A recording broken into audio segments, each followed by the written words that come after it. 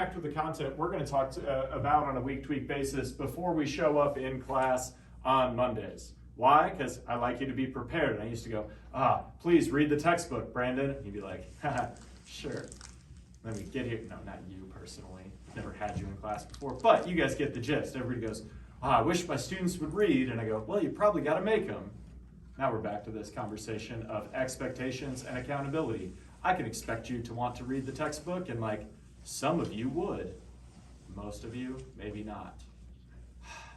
So we're going to talk today about what I'm going to have you do to start to familiarize yourself with some of this content, because maybe some of you don't have a great handle on American history.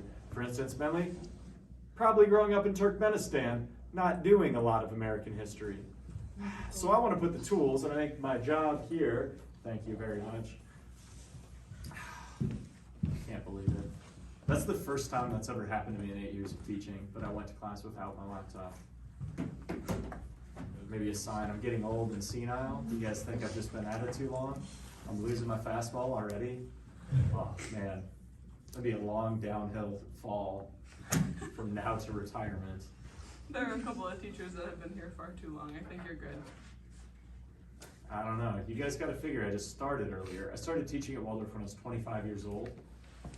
And I had students, one of the students in my class the first semester I taught here had been in my math class in community college, and he was still just in college. Nice. He had played 4 years of baseball and then played hockey for 2 more years. I don't know how that eligibility works. But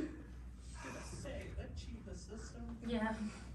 a little bit, although our hockey team's a club team, so it's a little bit different, right? Anyway, as we start to get this going, I'm a big believer in you've got to get exposed to things multiple times, not just COVID while you're here. I want you to get exposed to this content in multiple ways, both before we talk about it, while we're going through the week with the assigned topics, and then we're going to review, usually with our quizzes on Friday afternoons. Today for your quiz, it's going to be pretty straightforward. I'm going to hand you this sheet right now, and I want you to just, as I talk through this assignment, I don't think like Janessa's going to sit here and like line out what she's going to write about in all these sections, but I'm going to talk about each of these sections, and I'd like you to take notes on what I'm asking you to do while we do that. Does that make sense? And that's going to count for your quiz today. Like I told those of you that were worried enough to ask me about this, quizzes will be pretty straightforward. I'll make sure we're on the right page. So this is your historical thinking assignment form, number 1. Go that way with it. As we kind of take a look at this, this sheet, I don't want you to ever print off anything and hand it to me. Never. Why? Because you guys will like breathe on them, and then they'll go in my office, and then eventually I just have this great germ repository that I'll need. Plus, like, it's 2022, turn the stuff in on Blackboard, and then it's like tied to your name. I can grade it, I can do the rubric on there, and we can like save the Amazon rainforest, I guess, or something. But as you look at this, this is going to be a form you can find very easily in Blackboard. Did I only say 2? Yeah, I have to look at it. But as we take a look at this, the first thing maybe you're going to do is be trying to locate a worksheet. But if you take a look at that, you'll see that there are a bunch of different sections, and the first thing I want to make sure you don't do today is just don't freak out. It's going to look like a lot. I'm going to be like, look at all these pieces of this assignment you're going to have to do. I'm going to expect you to read things. I'm going to expect you to write about them. You might even watch a YouTube video or like go to Wikipedia and like scan the topic in your initial tertiary source category. I don't know what's going to happen. Did everybody get a sheet? Cool. So as we kind of think about this, at the top, the first thing I want you to do is notice that there are 2 questions there that are going to guide our work next week. We're going to be looking at early North America, or what we might call indigenous America, or we might call on any kind of other native terms or lines, like the Dakota called the Dote, the idea of center of the world, whatever. We're going to start with native peoples because there's a lot longer history to this place than just what's going to come following the American Revolution in 1776. And as we kind of get into this, I think that's where we have to start. You guys are also going to figure out that although I'm a rural and environmental historian, I work heavily with indigenous peoples. You guys are going to see some of my own research next Wednesday as we talk through kind of a specific example of dispossession in the context of Iowa. But as you take a look at this, you can choose one of these two questions. So if we look at the directions, which are a good place to start, you might say it says historical questions, and then it says select one for the focus of the entire, and I underlined entire, and why did I do that? Because sometimes people be like, well, I'm going to do this question for this part, I'm going to do this question for another part. Just pick one. You're going to develop an expertise in that question for next week that then you're going to bring in for us. You'll know about that. Let's say McKenna chooses the first question, Amanda chooses the second question. You guys will have different things to bring to the table that you can tell us about when I awkwardly go like, all right, JB, what was your primary source? You go, oh, no. Yeah. I know. It'll be great. But if you're looking for this, and what I want you to do later on when you start to work on this is to go to Blackboard, which you should have some familiarity with. Most all of you turned in the assignment for Tuesday. If you got really excited and went like, oh my goodness, perfect, 40 out of 40, just realize if you turned it in, and I gave you 40, because I wanted to make sure you were logging into Blackboard, you were trying to do the things, you were thinking about bias, you were kind of just giving it a shot, and then we're all starting with 40 out of 40 or 0 out of 40, and I can see what kind of hole you're digging, and it's easier to submit ACE reports. You're going to go in, you're going to find our class. Our class is History 201. You're going to click on it, and you're going to be brought into the Blackboard shell. You're going to go to assignments where you found the greatest assignment last week. You're going to go down, you're going to see that it says Historical Thinking Assignment number 1. Then if you click on this where it says Historical Thinking Assignment number 1 Form 22U, you're going to click on it, it's going to download, and then it's going to open. This is very important, so I want everyone's attention. I want you to then click Enable Editing, and I want you to type directly into this form. Does that make sense? Nod if you are following along and you're not going to all of a sudden try to write some alternative essay that like incorporates these things, because I don't want it. It'll make it way harder for me to grade, and then I'll be super angry. No, I won't be, but yes, JD. You good if I quite literally just copy paste this in a Google document? Yeah, I don't care what you do with it, as long as it looks sort of like this when it comes in, so I can kind of go. And why do I want it to be like that? Because I'm going to specifically grade you on different things that you can find if you were to click here. And then it's going to say View Rubric. If you click on that, it's going to open up and you can see what is important in this.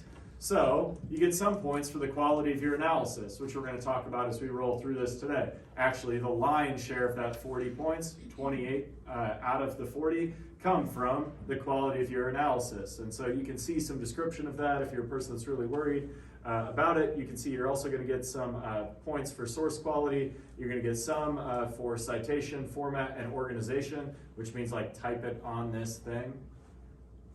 When it comes to citation styles, most of you use different things. Actually, as I look through the room, like aside from you two, who are going to learn Chicago Tribune style this semester in our methods class, the rest of you probably never going to use Chicago Tribune style. Anybody even ever heard of it? That's what historians use. It's like if you see footnotes, you know, little numbers at the end. That's what we use. It's the greatest because it's meant for people that understand how to do research, so it's pretty straightforward. I don't need to see that you can go to citationmachine.net and like type in the relevant information. I just need to be able to find what you're looking at, Gavin. Does that make sense? So like when you go to do your form, if we go back there, the first thing you're going to do after you pick a question is find an initial tertiary source. Then I just want you to put in like what the site is, because most of you aren't going to find like a tertiary source. Like I don't think you're going to go like find a Time magazine from 1986 at the library. You're probably going to go to the internet. I have some different source types on here, and I suppose that's the next thing we have to talk about. Because one of the things that's different for anyone, including even Irvin, who was here last semester, this used to say initial thoughts. You remember? Yeah, you're like kind of vaguely, because I never wrote anything meaningful in there. And neither did anyone else, because I didn't give you any points for it. I just went like, what do you know about this already? Which was great for me as an assessment tool if like everybody did things in the way my delusional brain would like them to work. Where like, man, there you go, I don't know much about American history. That would be your initial thoughts every week. How useful is that? Not very useful to you. And I had a bigger point that I wanted to make in that we are really struggling as I've looked at this class, and I just think generally people really struggle between the difference between what I would call a primary source, a scholarly secondary source, and a tertiary source. It's a reality. I have all the data to back it up. And so when we think about these, I think this is going to drive this point home. It's also going to allow you to gain familiarity really quickly with whatever you choose as your question. So the first thing we got to do is choose a question. So we've got two options. How did indigenous culture change over time with the arrival of Europeans? How did it demonstrate continuity? So there's a couple things that go into that. First, we have one of our skills, right? We should be able to pull out immediately that our continuity and change skill are the objective things that are different or stay the same over the course of a historical situation. They're right there. Indigenous cultures, these mean Native American cultures. You could choose any of them. And it's going to be easier if you choose this question to pick a specific one. Because talking about giant groups of people in overly simplistic stereotypical terms, something we probably want to avoid, both for ethical, moral, just generally being an asshole reasons. So if you wanted to look at the Dakota or the Ojibwe or I don't know, any other people, you could do that. You could also pull some ideas out of the textbook, and we'll talk about that in a minute to guide the rest of your topic. Second question, what political, economic, and social cultural factors motivated European exploration and colonization? This is our Christopher Columbus type question. You know, all you're gonna go sail the ocean blue in 1492, and then somebody's gonna go on a big Columbus Day rant. I can feel it, it's coming. Somebody's gonna reconstruct the diagram from your third grade social studies textbook of the Columbian Exchange with the arrow going from North America to Europe, and then Europe to Africa, and Africa back. Don't do that. Rant? Well, at the bottom, you already know that. So this question's more focused on native peoples. This is more focused on European peoples coming to what they're gonna call the New World. It's like my sister when she discovers all the things my wife likes. It drives my wife insane. Call it swacking, swagger jacking. She gets so mad. My sister's going to Cedar Falls this weekend, which is where my wife went to college at UNI, and my sister asked her for recommendations to places to go. And I was like, so what'd you tell her? She goes, all the places I don't like. Sharkies. Yeah, I don't think my 35-year-old sister's going to Sunset Sharkies on the Hill. Talk about a good place to get coronavirus, probably. Or other assorted diseases. Some of you don't know about that UNI life, but it's a thing. So you can kind of focus into whichever of these things you find more interesting, which you have a familiarity with. Trust me, it doesn't matter. I'm not going to be like, ooh, JB picked the question about indigenous peoples. That's what I study, so extra bonus points. I don't care. I give you options because I hope you'll find something more interesting. Maybe you're going to go I don't care about any of this. Too bad. Do one. Then you got to, once you get your question, do we got a question in mind? Put a star next to it on your sheet. Which one you're going to do. You already did it? Yeah. I know, because that sounds like you. We got that done? Read them, think about it, reflect. You can change it later, but I want us to go through this exercise with you having an idea of what you're going to do. We got it? Yeah. Who's doing the first question? Second question? All right, we got some dispersion. That's good. Sometimes we'll roll in. I went fewer questions because we used to have the ones nobody picked. Yeah. Then it's always awkward. I used to have 5 options a week. Is too many. Too many things to fit in. Too many things to do. All right, so once you have your question, the next thing you got to do is find what I would call a tertiary source or initial source. This could be as simple as hopping on the Googler and typing in Indigenous North America, or if you know the names of any specific Native American peoples, if you're doing the first question, type that in and see what comes up. Because you're welcome to use just about anything for this. A tertiary source is a source that's meant for a general audience consumption. So when we think about tertiary sources, these are written most of the time by non-experts for people that are just regular humans. Anybody think of an example of what one of these types of sources might be? Wikipedia. Sure. YouTube videos. History.com. People are like, what? Nat Geo. Those are all publications that are meant for regular people to read. Does that make sense? This is a point I'm really trying to make, and you'll notice on that rubric your source selection quality is there. It's hard to screw this one up because it could be just about anything. My goal is that you'll treat this like you would treat most other things you all of a sudden are trying to learn about. Because even me, I have very good research skills. When I all of a sudden come across a topic I want to know more about, I usually just pop it into Google or YouTube, and then I read something quick about it and go okay, and use that as a jumping off point for whatever rabbit hole is going to lead me to 3:37 a.m. I mean, we've all been there probably. If you haven't, maybe someday. But this can be literally anything. So it says cite. I assume most of you will take a cite. Then I want you to think about who's the author, the creator. That'll come in important with our sources later. But basically, I want you to just write 50 words about what you learned from that in there. Now, would using the historical thinking skills, especially the one in your question, make sense as a thing to do there? Yes. Because one of the things that we got to think about is the difference between kind of just regurgitating and summarizing and actually constructing analysis. Because once you get done with this, you're going to go down and you're going to go to the textbook and you're going to see what the textbook has to say about the subject. And then you're going to also have to write some analysis, which is going to be your source number one. You need 100 words. It's not that many words, 5 sentences. It sounds like a lot. This whole assignment, you're going to write 500 words or so. Maybe you're going to write way more. You can write as much as you want. Just make sure you get the actual minimums in here because, 100 is not that many. But as you do this and go to the American Yop, one of the things I don't need you to do is I don't need you to go in and Juliet just types out here's what the American Yop says. I know what it says. I assigned the textbook. I wrote part of this textbook. I know what it says. Maybe you're oh no, no textbook. I gotta read something? Oh no. Where can you find the textbook? Well, there's a hyperlink right here. That could be useful.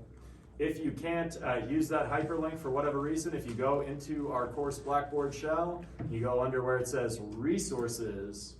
What's going to be there? Oh, American Yop site. So you can click on it. It'll open up a new tab for you. You can go and figure we're at Indigenous America because that's what our topics are about this week. You click on it and it opens the chapter for the week. Also on Blackboard, in case you want to get caught somewhere without internet, you can download the entire PDF of the book if you want, and then just have it on your computer eating storage space. I don't care. You could download the PDF and just print off the whole thing, put it in a binder. Don't do that. You could just buy the book for $12 from Stanford University Press instead of using all your paper cut dollars for the semester or whatever. But as you go in here, the chapter is titled Indigenous America. Makes you think probably some stuff about that first question. Also lots of stuff about the second question. But as you go in, first thing I want you to notice is right here, there's all of these hyperlinks that break down the chapter into sections. Because I am not delusional.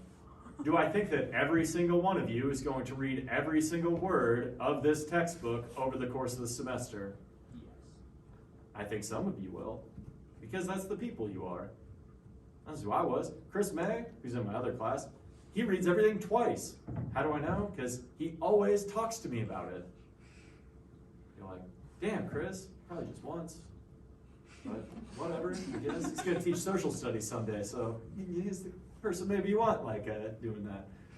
Now, if you read every single word in the chapter, they're not that long, there's pictures. It's written by a variety of different historians because the American Yop is like Wikipedia on super steroids.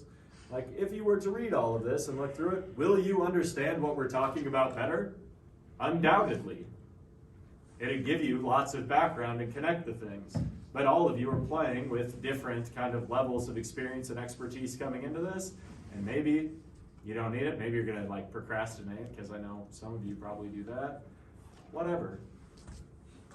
Knowing what you're trying to read and being able to find it within a source is a really important skill that you can work on in this class. So if you go in and you start thinking about the American Yawp, you could go, all right, maybe I'm just gonna probably read the introduction no matter what, see what they're gonna tell you about the text.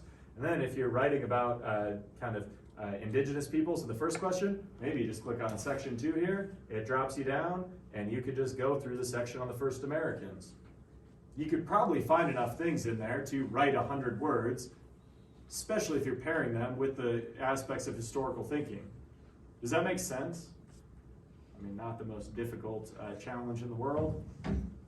Maybe on the second, you're going to start looking at, well, Europeans, what motivates them. So European expansion might be where you want to go to section 3 and start looking at, well, who came here and when. You can see Columbus, the Crusades, Scandinavian seafarers like what people typically call the Vikings. You go through and look at all of these different things so you can pull out then and put into your analysis of, well, here's some political things that motivated European expansion. Here's some economic things. Does this make sense, what I'm asking you to do? It should be pretty straightforward, and if it doesn't make sense, just try. Again, that's the biggest thing this week is we're gonna do this 10 times. Is it gonna be perfect this first week? No. Well, probably not. Some of you it'll be good enough, and I'll be like, all right, you probably just keep rolling. Some of you will go, oh, we got a ways to go, but that's what we're here to do. And once you do this once or twice, it's gonna be so much easier, and it's gonna take you less and less time each time, probably, depending on the topic. Maybe you're just getting like nerd out one week or something, but you can do that. The other thing with the textbook, I call this the Brock Sobek memorial method for using the textbook, because he was notorious for doing this. You guys probably know Brock. Did really good work in my class, but he's a big work smarter, not harder person. And so he would just be big on the, like, it's a web page, Control F and search what you're looking for. So if you were trying to do like Aztec peoples, because you're looking at them as a first person, all right, there you go. You know there's 16 results, maybe a good one to pick. Is going to allow you to easily kind of roll through the text and see what it says about some specific people. Does that all make sense, what I'm asking you to do with the textbook? Take the stuff that's there, pair it with the historical thinking, write 100 words. If you don't know how to find 100 words in a Word document, come on, guys. Just highlight something, and then at the bottom right here, it'll tell you 1 out of 145. Or like the whole thing right now. That's 59 words. What I have highlighted right there, I'm asking you to write 100 words in total, so like it's really not that many. Plus, if I go like page counts, you guys get goofy with like, you're gonna try to sneak them in, do all sorts of weird, shiesty things. Get right up to 12.5 font. That's why I like word counts. Next, you got your textbook section done. You've watched 18 YouTube videos because you just got caught in the loop. Now you're back doing your primary source. Maybe you left, you had something else to do, you show up at study table, you're like, I'm going to do this. Now you need a primary source. What's a primary source? First-hand account. What? First-hand account. A first-hand account. Or, as it says next to it, an account of the events as they happened while they were happening. That's how I want you to think about this. You know, there are other caveats we can make about primary sources. Sure, but not just like, sometimes when I list primary and secondary sources, and that's even why I put the explanation here, because people go like, well, this is gonna be my most important source, you know, it's what I'm drawing most of my information from. That's not what I'm looking for. Primary sources are critical to historical study because they give us a window into what was actually happening at the time period. So this would be like, if I was going to, I don't know what any one of you does. Gavin, you play baseball. Have you played any baseball games at Waldorf yet? Yes? Yeah. Awesome. So if you wrote about you guys playing baseball, primary source. It happened to you. Now, if I was there, I could also write a primary source. It's a thing that's happening in the time period that's created then for us to look back on now. This is kind of the raw material historians work with a lot of the time. And so primary sources, you have to find one. And everybody's like, oh no. This is gonna be really easy. Irvin, where are you gonna go to get your primary sources? Well, you could do that. There's an even easier step. If Nick was here, he would give it to me. JV, I don't know if you'll remember, but if you go to our book here, the easiest way to fulfill this requirement is to go back to this index. Primary sources. What a hurdle. You click on it. Here's where it gets tricky. You're gonna have to use your brain to figure out which one of these pre-compiled list of primary sources actually applies to your project. Don't be the person that just takes the first one no matter what it is and then tries to like jam it in there, or it doesn't even try, they just like summarize it and then turn it in. I'll be very angry. Sitting at my desk just, why? So like, if you were looking about European colonization, maybe the Journal of Christopher Columbus is for you. You click on it, and it's got some dates in here. You'll notice this isn't incredibly long. I'm sure that you could pull some things out that show social, cultural, political, economic factors, and you could write about them in an intelligent way. If you were writing about the Aztec, here's one about the Aztecs. Here's one of a Spanish priest describing the population, the exploitation of indigenous peoples in 1542, and so on and so forth. You could go through and probably find some things. Maybe, if you're doing that first question, you're going to choose to focus on a different group of indigenous peoples that's not talked about as heavily in the textbook. Then, do what Irvin suggested. I've put together a bunch of resources also under this tab that you could use. Like for instance, if you were to click on National Archives Primary Sources, it'll open up their educator resources, and you can hop up to this search box and type in, I don't know, maybe you're like really into Florida State and you want to learn more about the Seminoles. You go, all right, we can find primary sources about the Seminole tribes in the National Archives. You could also go through here and see that there's primary source sets from the Library of Congress. The American Memory Project is all primary sources. There's a variety of different things here that could aid in your search for things. Make sense? You're going to take one, you're going to read it, you're going to write your 100 words about it using the historical thinking aspects, and then you're going to start looking for a scholarly secondary source. This is where people have troubles.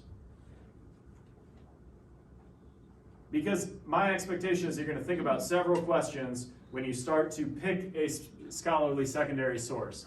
First, who wrote it? This will eliminate most websites, including Khan Academy. Don't put that shit on my assignment, please. Just don't. I'll take a lot of joy in clicking the less points on that rubric.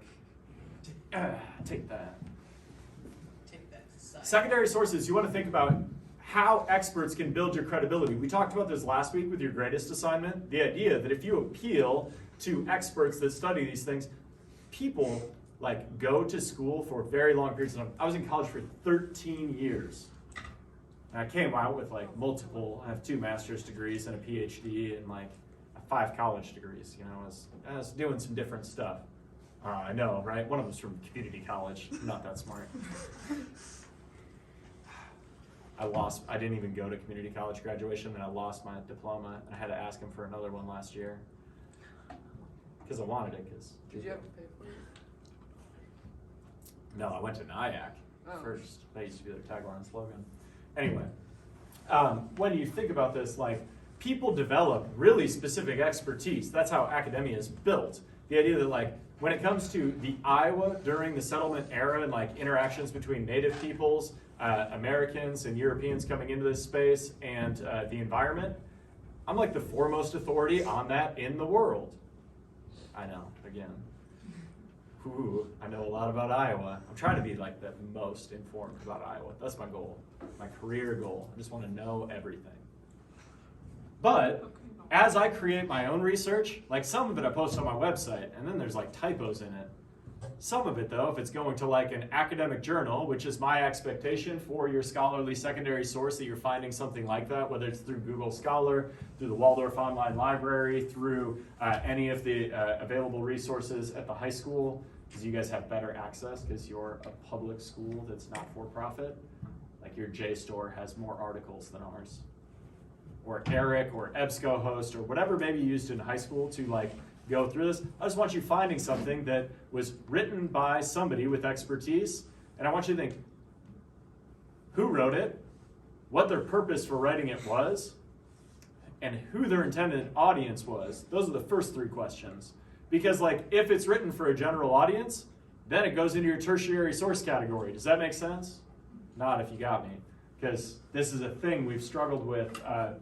So as you go through, you do that. You could also cite a book if you were like on Google Books and you find a section of a book that would apply, or you go to this building on campus. It's over there. It's made out of bricks. It's called Louise V. Hanson Library. It has just books, the entire upstairs to the right, history books. You might be able to pull one out if you're sitting there for study table. Ooh. You could also use, it says the Jill Lepore textbook. Most of you don't have this because I didn't list it. But you could find a survey of American history. I don't care if you used Howard Zinn's People's History of the United States or Paul Johnson's History of the American People or Eric Foner's Give Me Liberty textbook or Jill Lepore's book, These Truths, which I've dropped from the class because I don't want to make you buy stuff. You could use that virtually every single week because Jill Lepore's pretty well respected. I used to have Jill Lepore's book in this class because she's a badass. She's the first woman to ever write a survey level kind of book about American history intended for use in these classes, and I thought, I want to empower that. Also, Jill Lepore one time, crazy how she became a historian. She used to be a secretary at Harvard, kind of like Good Will Hunting, was a janitor, except she was a real person working there, not like a figment of Matt Damon and Ben Affleck's imagination. She was working there, and she won Secretary of the Year at Harvard. And she talks about this as a formative experience where she was driving home and she started to weep uncontrollably as she looked at herself in the rearview mirror and said, is this all my life's gonna be? Secretary of the Year? And then she was kind of like, fuck that. And she just went back to school and got a PhD and then won a Bancroft, which is the most prestigious award you can win for writing American history, and then was a finalist for the Pulitzer twice and wrote the first survey textbook written by a woman. So like, it's like $12 on Amazon New, so I bet it's like free. No. I don't know, 1 penny. You could pick that up. You could use almost anything for this as long as you think about who wrote it, what's their level of expertise. If it went through peer review, probably better. Also, this is a big thing I want you guys to think about. Like, why should you listen to that person? This is a good lesson for beyond this classroom, because like there's this thing, it's called social media. People go on there a lot, and they just listen to anybody talk about anything. And they go like, and they let it bother them. This happens to my wife every single day. We'll be sitting there, like, doing whatever, and she'll be like, oh. I'll be like, what? She'll be like, this person said this terrible thing about this thing I care about. And then we'll figure out who the person was. I'm like, well, so why do you care? Like, you know your dad really stands hard for Trump, so don't be surprised when that's his position on things. Or like, this is how I started fighting a trash man from Minnesota about the Chinese Exclusion Act of the 1890s. And it, like 8 comments in as I was like just lobbing research grenades at him of like actual primary sources, and he's like sending transcripts of the Rush Limbaugh show back at me, and I'm like, I had to step back and go like, why am I doing this and why do I care? Like this guy, because I want to share the gift of history with everyone, Gavin. Some people aren't ready to do quality research, compare things, and then go like, oh, maybe I'm going to learn something and my stances on things might change. Sounds like he won't ever be ready. Yeah, we got into that same argument 2 weeks later at the bar in Grafton, and let's say he didn't want to step out. I don't know, maybe he did. Find a quality source, experiment with this. If it's a recurring problem, we're going to talk about it. Then the last section is pretty straightforward. This is where you get to go on a rant, JB. You can write all sorts of things, because this is where I want you. You've now considered a bunch of sources. You've triangulated the information. You've looked at primary, secondary, tertiary sources. And then you should be able to have a take on it, because you've done some research. So what I want you to do is like link back, answer the question, use the historical thinking skill. And then the other thing I want you to do is relate this to the world we live in today. So like,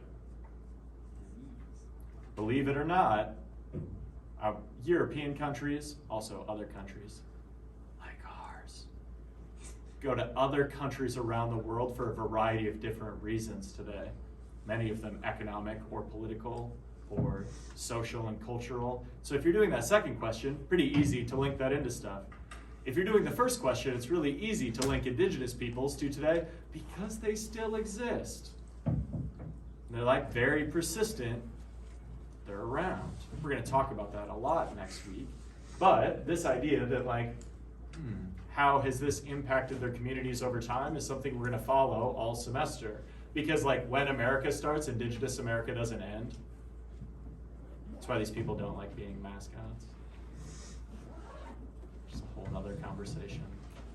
Well, maybe we'll get there when somebody writes about it on Monday or Wednesday.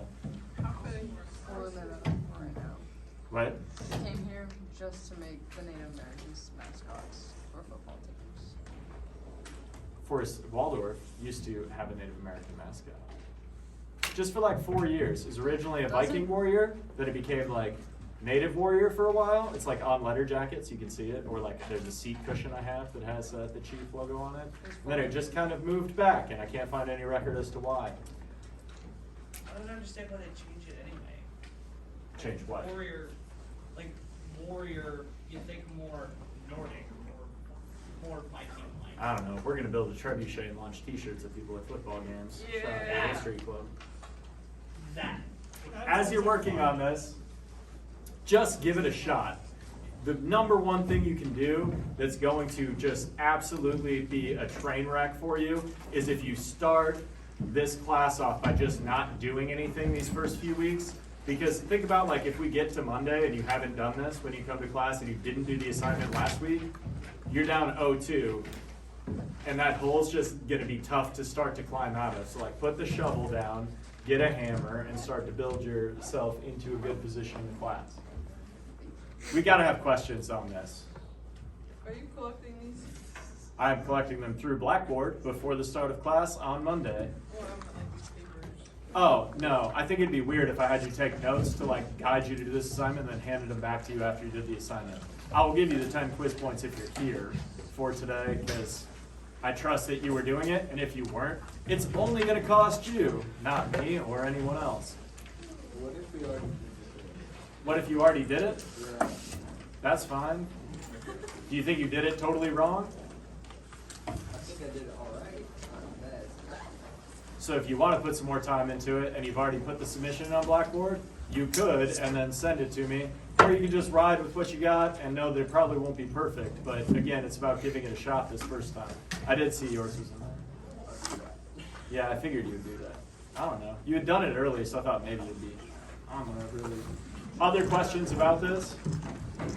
You're going to send them all to me at 12:37 a.m. Monday morning, like overnight? Don't call me out. Don't call me out. And then I promise you, I will not respond until the last possible moment because you waited until then to email me. Because if you don't value your time, why would I?